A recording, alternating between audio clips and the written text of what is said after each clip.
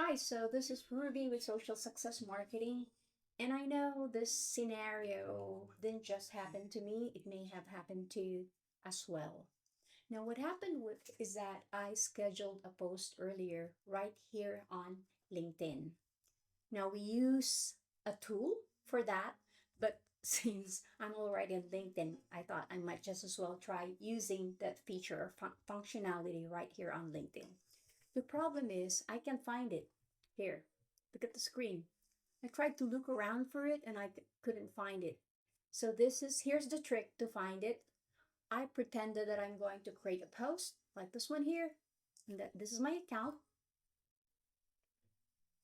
And then what I did is that I just click this little icon here, the clock icon, and then select view all scheduled post. Voila, there's my scheduled post.